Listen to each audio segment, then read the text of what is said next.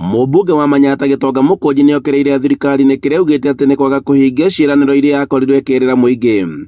Akĩaria mwena wa Kĩaga kaunti-inĩ ya Kirinyaga, Mũkũnji augĩte atĩ he bata thirikari ĩkoragwo ĩgĩthikĩrĩria mũingĩ ũrĩa wamĩthurire. Sana pia tukifikiria mbele, tuhakikishe tunaheshimu raia na tunawapea kipaumbele.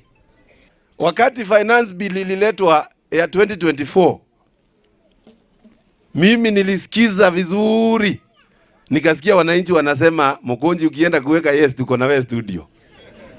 Mimi nikaenda pale nikasema no. Na nikaingia kwa shida mingi sana na wadosi yangu wa serikali. Lakini hadi wa leo I've never regretted kusema ile kitu wananchi wa Manyata walinituma niseme bunge.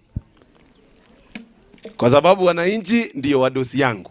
Augĩte atĩ thirikari ya Kenya Kwanza ndĩkoretwo ĩgĩthikĩrĩria mũingĩ, ũndũ ũrĩa augĩte atĩ nĩ ũgwati mũnene. Muhimu sana tujue siku hizi viongozi wakuje kwa watu, si kuita watu kwingine. Kwa sababu hiyo inakula pesa ya taxpayers. Wacha viongozi wakuje huku. Tungekuwa na viongozi hapa singekuwa mzuri? Si mungetaka kuwaona wakiwa hapa?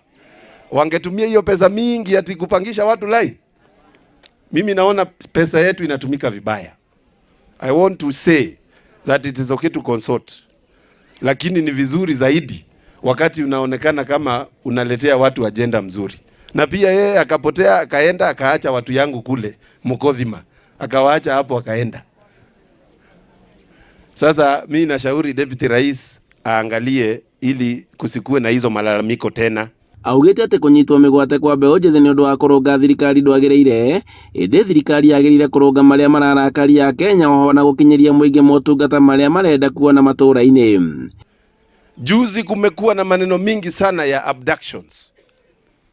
Na kule Embu kwetu kijana fulani anaitwa Billy Mwangi akakamatwa na akafungwa, tukamsahau for close to 20 days akiwa ameshikwa na tujui amepelekwa wapi. Handũ-inĩ ha Inooro TV kuma Kĩaga kaunti-inĩ ya Kirinyaga, njĩtagwo Boni Wathuku.